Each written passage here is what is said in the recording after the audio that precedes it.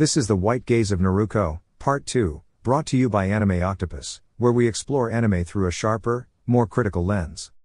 Today, we continue unpacking how race, identity, and audience perception shape the meaning behind Naruko's character. Disclaimer: the content on this channel is for entertainment and discussion purposes only. I do not own any of the anime footage used in this video. All rights and credits go to their respective creators and copyright holders. Let's begin. Time skip. 4 days later. Team 11 had completed their mission with excellence and without any setbacks. The confrontation with the bandits was swiftly resolved by Hayate, and Naruko played a pivotal role in ensuring the mission's success. Their leader, Yukishishi, was subdued by Naruko during the engagement. The civilians who had been in distress were safely escorted back, with immense appreciation expressed by both them and the people of Rokudo. Following the operation, the team carefully went through the resources and supplies recovered from the camp. They equitably divided the belongings, though the most notable items were a scroll and a unique sword that Naruko decided to keep. Though she was not formally trained in swordsmanship, possessing a blade imbued with ice-based properties offered her a practical alternative should her taijutsu ever be ineffective. Additionally, it supported her quest to master all 5 ninja disciplines. The scroll turned out to be the Wildcat Summoning Scroll, though she had yet to form a pact with it. She decided to wait until they returned to Konoha to make any final decisions. The next 3 days in Rokudo were festive as the village held a celebration in honor of their protectors. Hayate permitted them to stay for the festivities, both to maintain a positive diplomatic impression on behalf of Konoha and because the celebration itself was genuinely worth enjoying. When the festivities concluded, the team collected their mission earnings from the mayor, and to their surprise, received more than anticipated. Ordinarily, Shinobi earned 90% of the total mission payment after a 10% commission was given to the village in advance. Based on the contract, their team was expecting 6,300 ryo. However, the townspeople and the rescued individuals had shown their gratitude with generous contributions, resulting in a bonus totaling nearly 9,000 ryo, which remained untaxed by the Hokage or the council. These gestures were not uncommon and were considered a token of sincere appreciation from grateful clients. Such bonuses were cherished by Shinobi, not as a guarantee, but as an occasional reward for distinguished service.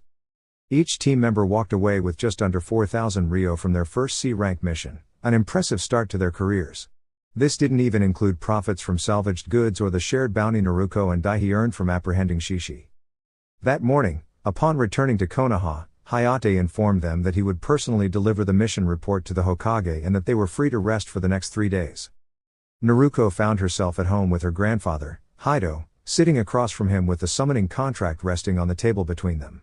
She had just finished recounting the mission and was seeking her grandfather's wisdom. "It's not an easy decision, Naruko," Hido said thoughtfully. "Choosing a summoning clan should be strategic. While some shinobi do sign with multiple clans, it's usually because the clans are already aligned. I am a mole summoner, for example, because it complements my awaken abilities very well. You should consider whether a clan like the Wildcats, Lions, Lynxes, Tigers, and the like, enhances your overall fighting approach." "I think I understand, Gigi," Naruko replied. "I shouldn't commit to a contract just because it's the first I find. I need a summoning clan that aligns with my future fighting style and the techniques I want to master." "Exactly. And don't discard the scroll. While it may not be your path now, someone close to you or even a future child might find it to be their perfect match. There's also a possibility that whichever clan you ultimately bond with might allow you to sign with others." "Of course, Hido Gigi. What about Shiva?" Naruko asked, gently placing the sword on her lap. The blade had reacted to her touch, glowing with a radiant icy blue hue before transforming. It now resembled an O-katana with a glossy black sheath adorned with silver dragons. Its hilt was pale blue, shaped like twin dragons intertwined at the grip, separating at the crossguard. The blade shimmered with a cool, ethereal light, and intricate seals were etched into the metal. Naruko had discovered in Rokudo that when she combined wind and water chakra into it, the sword emitted sharp crystalline shards formed from moisture in the air. "That sword is remarkable," Hido noted. "Traditionally, Hyuga do not favor blades like these, but you are no ordinary Hyuga. The Uzumaki lineage has a legacy of mastery in both sealing arts and swordsmanship. This blade may very well be a gift left behind by your dear grandmother, Miko. She was known for her prowess with ice techniques, and the nature of this sword aligns perfectly with that legacy." "Thank you, Gigi. I'll head to the clan library to begin researching my summoning path," Naruko said, bowing slightly in respect. Haido smiled warmly as Naruko left the room. After she was gone, he coughed into his hand, frowning as he noted the signs of worsening illness. Just like my father, he whispered, his expression solemn. At least Naruko won't inherit this affliction. Her Uzumaki resilience and the nine-tailed fox within her will have healed any trace of it. I just hope I can pass on everything I need to before my time comes. He retrieved a scroll with red-tipped ends and the Uzumaki crest from within his robe. Not yet, Miko, he whispered. I promise to give it to her only when it is truly time. Meanwhile, Naruko was walking through the Hyuga compound when she spotted a familiar scene up ahead. Neji, the clan's other prodigy, was once again lecturing a timid Hinata, who stood nervously before him. Naruko sighed inwardly. Neji's fixation on fate and perceived superiority had long worn thin. As she approached, Neji saw her and, with a slightly forced expression, offered a bow. Good afternoon, Naruko-sama. Perhaps you should take your fate somewhere else for now, Neji, Naruko said calmly but firmly, her gaze sharp. Hinata-sama doesn't need a lecture right now. Neji bowed again, offering no rebuttal, and walked away quietly. Naruko turned to Hinata. Are you alright, Hinata-sama? Thank you, and Naruko K-kun, she stammered. You really should work on that stutter, Naruko said gently. Neji only gets away with things like that because you don't stand up for yourself. You're stronger than that. I'm sorry. No need to apologize to me, Naruko replied. Where were you headed? To the library. I wanted to see if there's a way to get stronger. Maybe impress my father. I was heading there anyway. Let's go together, Naruko suggested with a kind smile. Hinata nodded, her face turning slightly pink from the kindness shown. Though she had once blushed deeply at every word Naruko said, she had grown more comfortable around her with time. The Hyuga clan held one of the largest libraries in Konoha, second only to that of the Uchiha. A towering 12-floor spire crafted from chakra steel and wrapped in powerful ceiling barriers, it contained a vast wealth of history, jutsu, and records of Hyuga accomplishments. The first floor alone was lined with thousands of scrolls, accessible by tall ladders and a central spiral staircase that led to higher floors, each as large as the arena used for the Chunin exams. Naruko and Hinata entered quietly, ascending the stairs. Naruko paused at the third floor. I'll stop here. If Neji ever bothers you again, remind him who's going to be the next head of the clan, Naruko said with a supportive smile. Right, and Naruko-kun, Hinata replied, heading further up. Naruko turned toward a plaque on the wall. Third floor, notable shinobi and kunoichi, jutsu, summons, biographies, and explanations. Perfect. This floor might offer the guidance she needed to choose the right summoning contract. Time skip, 4 hours later. Konoha is impressive, but none of these quite match my style, Naruko murmured, glancing at the large pile of scrolls she had already reviewed.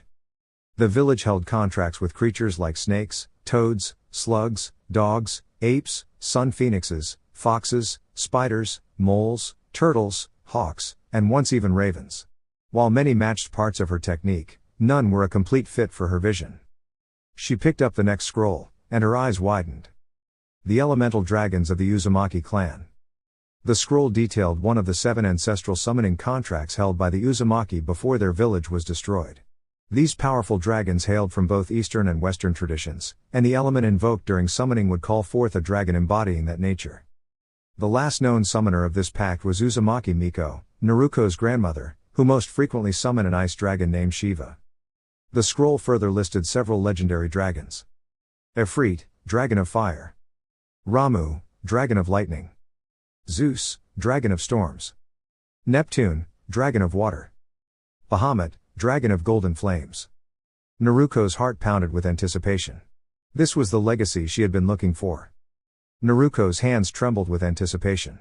This is it, she thought, an Uzumaki contract that perfectly aligns with my fighting style. I don't know when or how, but I will obtain this. Especially since you were the last summoner, Grandma Tsunade. She carefully returned the scrolls to their proper place. The scroll had noted that the contract was believed lost to time, but if anyone might know its whereabouts, it would be Haido. Time skip, the next day. Naruko moved through the peaceful village streets with purpose. She eventually arrived at Training Ground 14, where she found the person she had been seeking. A woman with violet hair was practicing elegant kenjutsu forms alone. Naruko slowed her steps, admiring the fluid precision with which the woman moved, her strikes graceful yet swift as she danced around the training dummy, landing measured blows from every angle. The woman employed a style focused on continuous movement, her footwork intricate and adaptive, her blade flashing with skill. Through her violet Byakugan, Naruko noticed that the woman's katana was infused with chakra, mostly fire with a hint of wind, amplifying each strike with controlled elemental energy. The woman concluded her practice, sheathed her blade, and turned. Her calm gaze met Naruko's, and even without words, it carried a quiet strength. It felt like the weight of the air had shifted, such was the presence she carried. Naruko stepped forward respectfully. "May I help you, Hyuga-san?" the woman asked politely. "Are you Uzuki Yugao?" Naruko replied. "I am. Anbu Captain Uzuki Yugao. Kenjutsu Grandmistress, Hayate-sensei's partner, and student of my mother, Uzumaki Kushina? That Uzuki Yugao?" Naruko asked carefully. Yugao's eyes widened in surprise. What? Kushina-sensei's child? But you have the Byakugan." Naruko nodded. "My grandfather is Hyuga Haido. He had a daughter with Uzumaki Miko, twin sister to Uzumaki Mito. That daughter was later found on a mission by Uchiha Heimaru, Mikado's father, and she was taken in by the Senju clan. She grew into an elite kunoichi of the village, married my father, and later became the mother of the child you now see before you." Yugao's expression softened as she took it all in. "I believe you. You must be Naruko." "Yes," she affirmed calmly. "I am Hyuga Uzumaki Naruko." "Well," Yugao said with a small smile, "aside from the fact that your sensei might be in trouble for not telling me there was an Uzumaki on their team, how can I assist you? Kushina-sensei was like a mother to me. If you are her daughter, I would be honored to support you." Naruko bowed slightly in gratitude.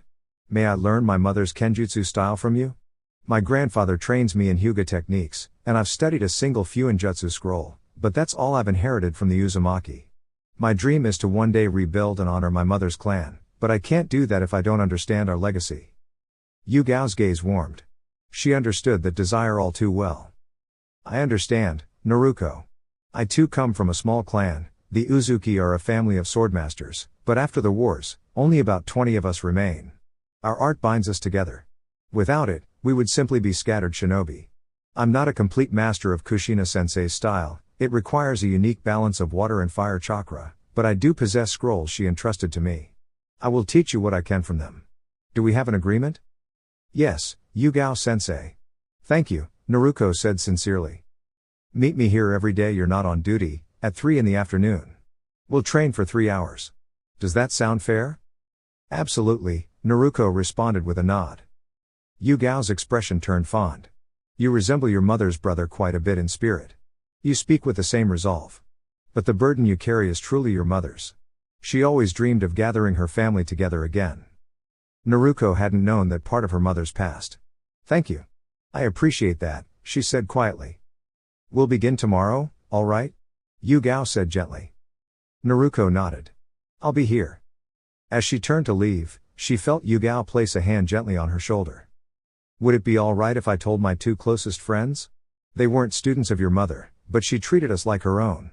We were all orphans, and she helped guide us during tough times." "Do you trust them?" Naruko asked.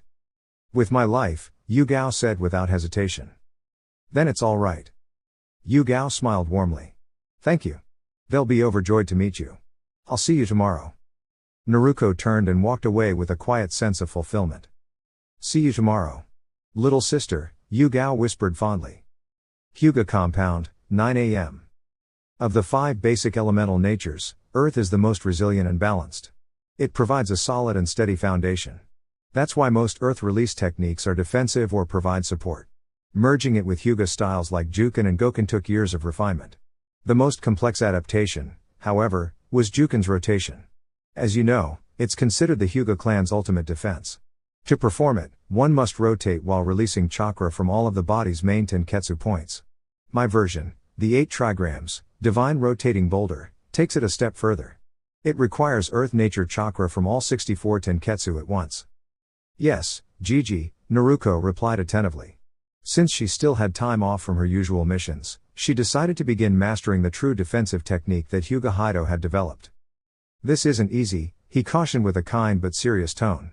If your chakra output isn't precise, your pathways could become overwhelmed, which could leave you unable to move properly, like what happens in intense training. Naruko flinched at the memory of a past spar with Haido, an elder who, despite his age, still trained with youthful vigor. That's why your training will begin with a specialized version of the leaf exercise. You'll take 64 leaves, one for each major tenketsu, and adhere them to your body using chakra. The next step is to infuse them with earth-natured chakra. When you manage to turn all the leaves rigid at the same time, we'll proceed to the next phase. I understand. I won't let you down, Naruko said with determination. She approached one of the sturdy oak trees nearby and walked up its trunk with ease, collecting 2 leaves. She placed one on each palm. Though some might rush to try all 64 at once, Naruko was patient. During her training with the traditional rotation technique, she had discovered that gradually increasing the number helped her master each step. Starting with 2, then 4, then 8, doubling each time, ensured that her control stayed precise. The first pair of leaves hardened quickly with the focused earth chakra. Once she returned to standard chakra flow, they softened again. Next, she added more, to her stomach, elbows, knees, back, arms, and finally her legs, covering all 64 major chakra points. These tenketsu were the primary conduits for chakra flow, making them critical to both offense and defense. Even with her strategy, it still took nearly 3 hours. She advanced only when she could activate the transformation on each new group within 2 seconds, and eventually all 64 within 1 second, a necessity for swift defense during real battles. When she finally leapt down from the tree, Haido looked up from the scroll he was writing. I take it you've completed the first step? Naruko nodded.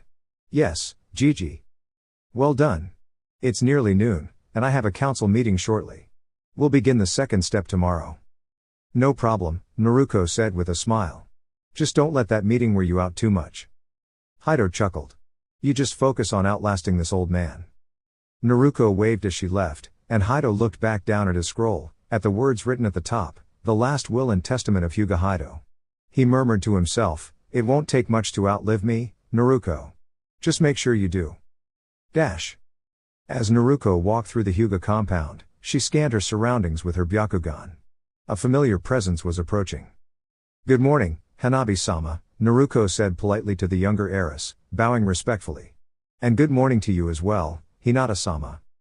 Both girls had paused, their expressions calm but interested. Perfect timing, Hanabi said. You're not busy, are you, Naruko-ne-san? Hanabi often called Naruko big sister ever since Naruko helped her practice Juken techniques when she was just starting to learn. The younger Hyuga was talented and observant, a quick study with strong potential. I'm free until 3, Naruko replied. What do you need? Would you mind helping us train? Just a little? Hinata asked softly. Naruko smiled. Of course. Let's meet at your training field at 12:15. That gives me time for a quick lunch. Thank you, Ne-san. Hanabi chirped before the two sisters headed off. Naruko exited the compound, thinking Dengo sounded like a good treat. Sweets and such snack shop. Naruko arrived at the cozy snack shop known for its delightful treats. It was owned by Kiyomitsuki and her teenage son, Gojin, both of whom were always welcoming. She had been visiting weekly for years, and their cinnamon buns had even become a favorite of Hinata's. The soft colors and peaceful atmosphere of the shop made it a favorite retreat from her usual training. As she relaxed in a cushioned booth, a familiar voice brought a smile to her lips. Well, look who it is. Thought you left me behind for those uptight nobles, said the lively voice of Mitarashi Anko, who plopped down across from her. My clan isn't all like that, Anko-ne, Naruko replied, amused. Haido Gigi is kind, and both Hinata-sama and Hanabi-sama are very down-to-earth. Fair enough, Anko said with a grin. Still, I blame you for breaking their mold. It was true that Naruko had her own style. A few years ago, she had crossed paths with Anko during a training exercise. When Anko tried one of her signature surprise techniques, Naruko's keen senses allowed her to react instantly, earning Anko's respect. That led to regular sparring, and eventually Anko taught Naruko elements of her taijutsu style and a few elemental techniques. Glad to know I'm such a terrible influence on the Hyuga, Naruko teased. Please, I got to you first, Anko laughed. You've been corrupted by me long before anyone else. You're not so bad, Ne-chan. Honestly, you're one of the sanest people I know. That says more about this village than me, Anko said with a chuckle as the shop owner placed 2 plates of dengo on the table, already knowing their usual order. Language, Anko nay, Naruko said with a mock stern look as she took a bite. Anko flicked the forehead protector around Naruko's neck. You wear that, you're officially an adult. You should handle grown-up jokes. Yes. Because I'm clearly the immature one here, Naruko said, smirking. Absolutely. Anko replied, laughing. Anyway, I heard you went on your first C-rank mission. Spill the details. 12:15 p.m., Hyuga Royal Training Field. Right on schedule, Naruko arrived at the training area belonging to the Hyuga family's main branch. The field was well maintained, surrounded by a serene pond, some practice dummies, and a sparring ring bordered with white chalk. Hinata and Hanabi were already practicing. While both were focused, Naruko noticed something intriguing using her violet Byakugan. Hanabi's chakra had a deep, earthy hue, indicating a strong earth affinity. Hinata's, by contrast, shimmered like the ocean, clear water affinity. Interesting. The two sisters hadn't noticed her yet. Naruko grinned, her mind flashing to a trick she'd learned from Anko. Quietly, she pulled out 4 kunai with ninja wire and flung them in precise arcs. Before the girls could react, the wires looped around them and gently bound them to a post. Lesson 1, always stay aware of your surroundings, Naruko said as she walked into view. Eep. Hinata squeaked. You didn't notice my approach. That's something my Gigi taught me, Naruko said with a light tone. Our Byakugan is only useful if we use it. So, this is our lesson today? Hanabi asked with raised brows. Naruko smiled, mischievous but warm, the kind of smile that promised a fun and challenging training session. With a flick of her kunai, she severed the wires using wind-infused chakra. You could say that. The girls landed gracefully on their feet, scanning the area for Naruko, but she was nowhere in sight. Suddenly, multiple voices echoed in unison from every direction, and they were surprised to see numerous copies of Naruko surrounding them. Sutin, hidden mist technique. Each copy exhaled a thick mist that quickly engulfed the training ground. This is a famous technique passed down by the 7 swordswomen of the mist, Naruko's voice echoed throughout the haze, making it impossible to locate her exact position. Hido Gigi learned it from a skilled shinobi during his time in Onbu and taught it to me. He couldn't generate more than a few feet of mist, but I've trained hard to master it. The Byakugan can see through it slightly, but since the mist is infused with chakra, it blurs perception. We can't use our eyes then, Hanabi exclaimed in frustration. She barely managed to roll aside just in time to dodge a trio of kunai whizzing past her. This exercise will test your attentiveness, Naruko's voice continued. You must rely on your basic senses, hearing and intuition, to understand how valuable your dojutsu truly is. Your goal is to avoid as much impact as possible until 2:45. If all of my clones are neutralized, you win. If you both are still standing by the end, it's also a success. But if neither happens, consider it a learning experience. But how many clones are we dealing with? Hinata asked nervously. 5 each of water, earth, and wind nature, 15 in total. They're much weaker than me, operating at just a fraction of my ability. Begin. Hinata and Hanabi quickly decided to remain close and position themselves back to back. Their Byakugan was deactivated due to the mist's interference, making everything blurry. Hinata gripped a kunai in each hand with a defensive stance, while Hanabi held 1 kunai, remaining alert and ready to move at a moment's notice. The first assault came in the form of shuriken launched from all sides. The sisters rolled to the left, avoiding most of the incoming stars. The sound of the metal hitting the ground rang out clearly through the mist. Clang! Clang! Clang! A clone rushed them, aiming a palm strike toward both. Reacting quickly, Hinata threw her left kunai, which passed through the clone's forehead, causing it to dissolve into a splash of mist. She smiled, her confidence growing. Hanabi, meanwhile, heard a projectile heading toward her sister. She spun and knocked it away with her kunai. Reunited back to back, they prepared for the next wave. Suddenly, they heard an unusual noise and instinctively jumped away from each other. Suiken, salty tears. Dozens of sharp water projectiles hit the space they had just vacated. Another clone landed but was swiftly neutralized as shuriken struck it from both directions. Hey, are you all right, little sister? Hinata asked with concern. I should be the one asking that, big sis, Hanabi replied with a confident smile. But her eyes widened as a clone suddenly appeared and nudged Hinata forward with a powerful push. Hanabi threw a kunai in response, but the clone shielded itself. Awaken, Upheaval. A wall of stone rose, deflecting the attack. Hanabi leapt onto the wall using chakra to enhance her jump and then launched herself at the clone. With a swift, well-placed kick, she hit the clone in the face, and it crumbled into earth. She had unintentionally separated from Hinata and now found herself surrounded by 4 clones. "Uh-oh," she murmured. One clone attempted a kick, which she ducked under, but another gently knocked her back. A third one pushed her upward. As she twisted mid-air, ignoring her aches, she threw shuriken downward. One clone turned to wind, another into water. She landed in a crouch, breathing steadily, despite the discomfort. She barely had time to react as smoke pellets landed near her. A purple fog began to rise. Her vision blurred, and her mind clouded with drowsiness. Her last thought was, sleeping gas? Elsewhere, Hinata faced 2 remaining clones. She had already outmaneuvered several others, using both agility and insight. However, these last 2 wielded kunai enveloped in wind chakra. Each time she blocked, her weapon was shaved thinner. A sudden swipe grazed her arm, leaving a shallow mark. She rolled away and retaliated with a precise palm strike, dissolving one clone into a breeze. The other threw a kunai, but she ducked and countered with her own, making the last clone vanish into wind.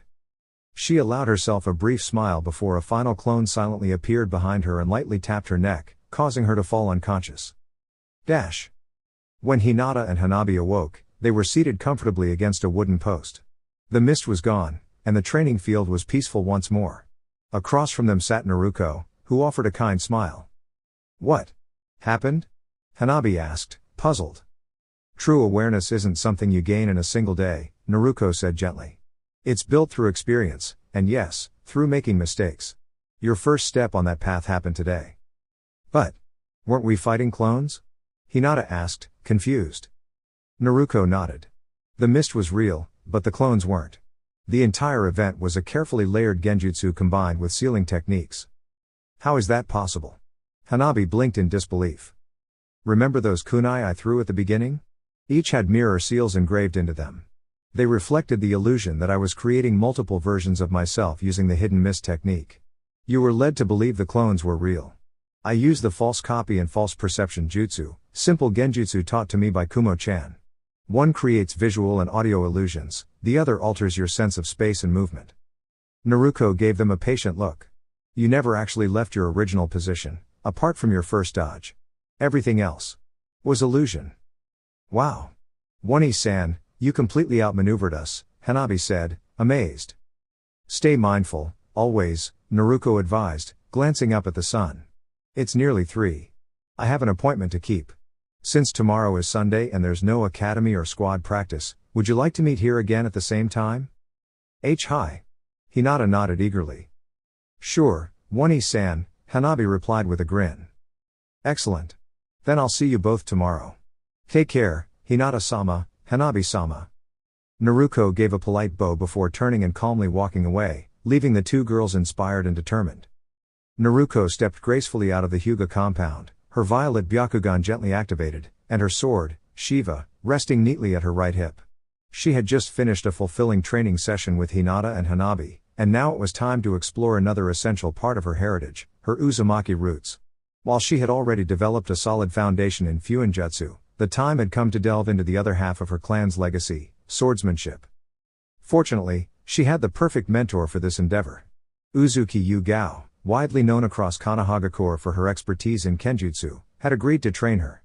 And Yu-Gao wasn't alone, she mentioned 2 of her fellow kunoichi would be helping as well. They weren't students of Naruko's mother, so it couldn't be Furia or anyone from that circle. The mystery intrigued her, but she knew she'd find out soon enough. She calmly made her way to the designated training ground, guided effortlessly by her Byakugan. Before long, her gaze settled on 3 familiar kunoichi. Yu-Gao was there, along with Kurenai Yuhi, celebrated for her exceptional genjutsu abilities, and Inuzuka Hana, who Naruko recognized as the older sister of her teammate Kiba. "Right on time, Naruko," Yu-Gao said, offering a gentle smile. "Of course, Yu-Gao-sensei.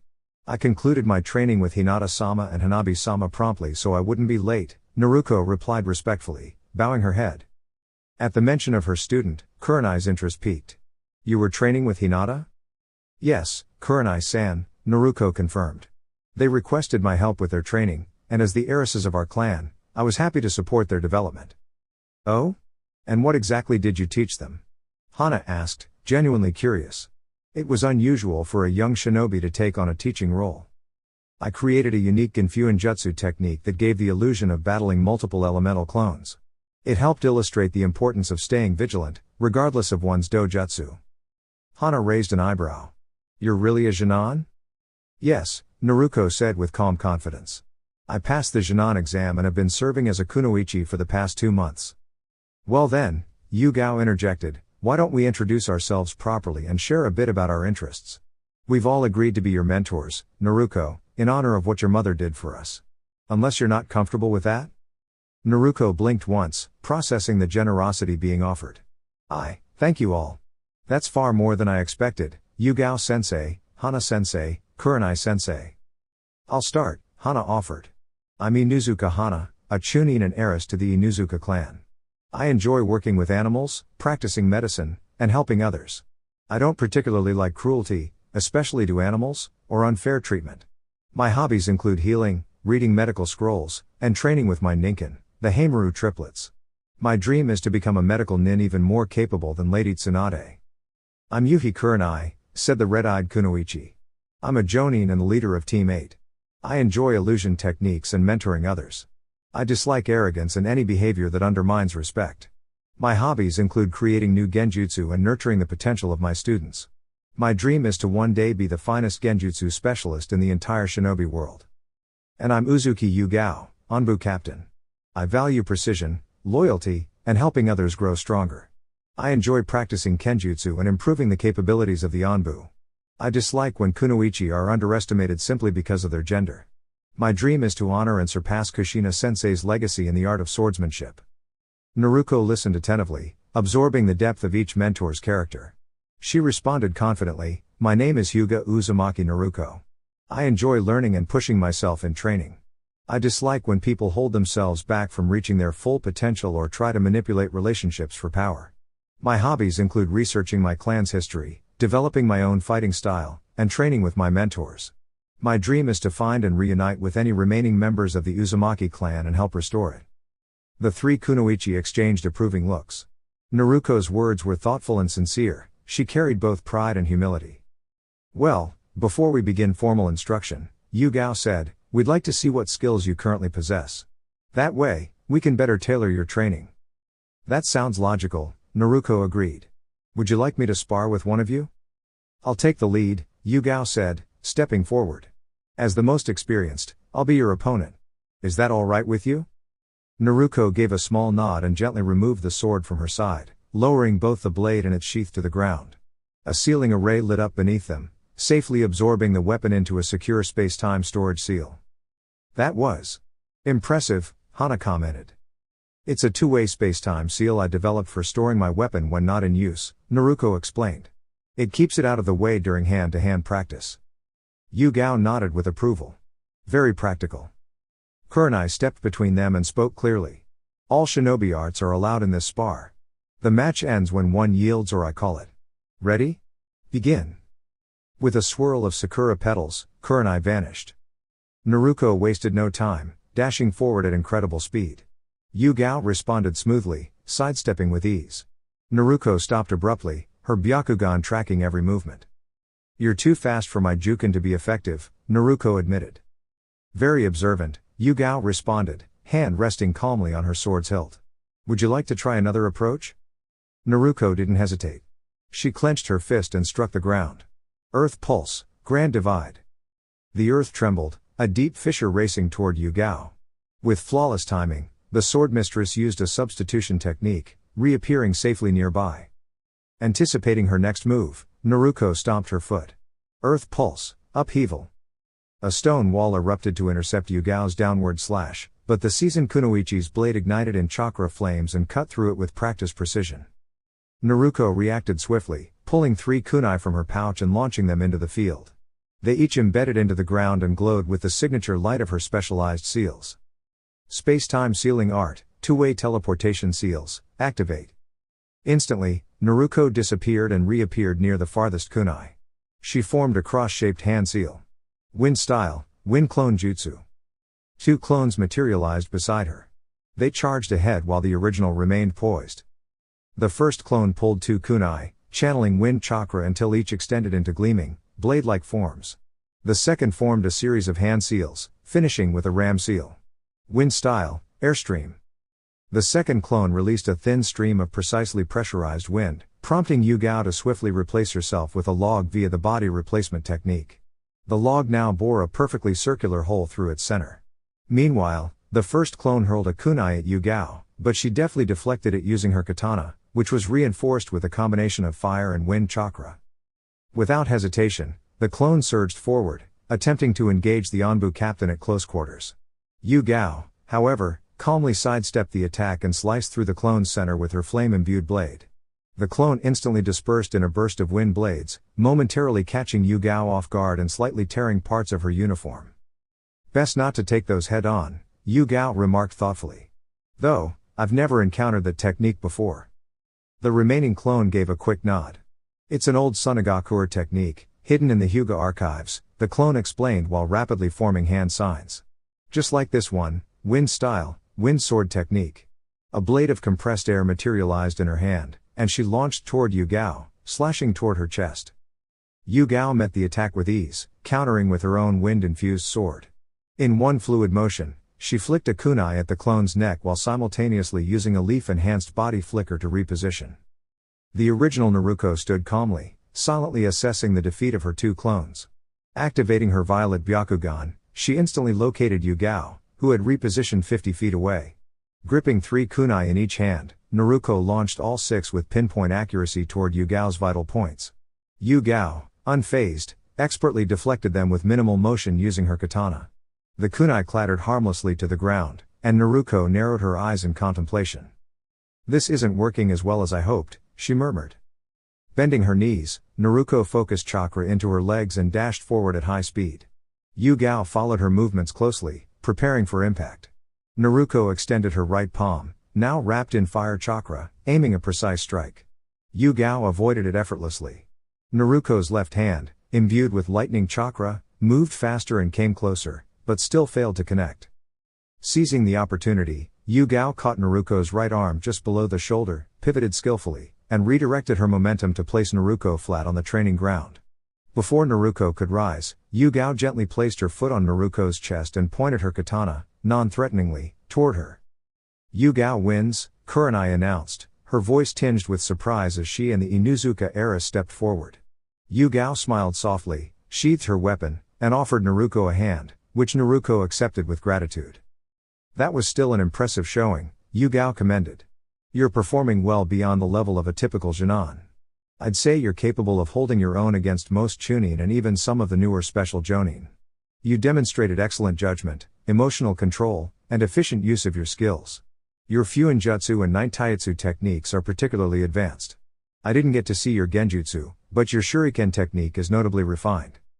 Overall, I'd place you at a strong mid-C rank, potentially approaching low B rank in ability," Kurenai added thoughtfully.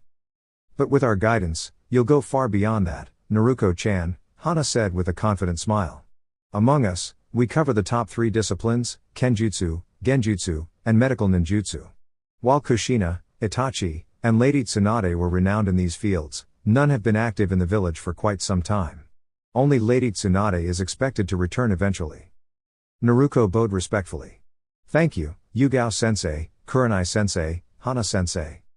The 3 kunoichi exchanged warm smiles. "We'll conclude for today," Yu Gao said kindly. "Starting tomorrow, one of us will work with you in our area of expertise. We just need a little time to coordinate schedules. You understand, right?" "Of course. I'll be ready at the designated time, sensei," Naruko responded sincerely. "And try not to be too formal all the time, Naruko-chan," Hana teased with a playful grin as she ruffled Naruko's spiky hair affectionately.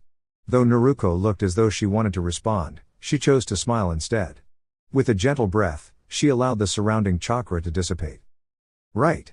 Understood." Her voice now carried genuine emotion. The women nodded approvingly. "Now, why don't you leave the scheduling to us for today?" Yu Gao suggested.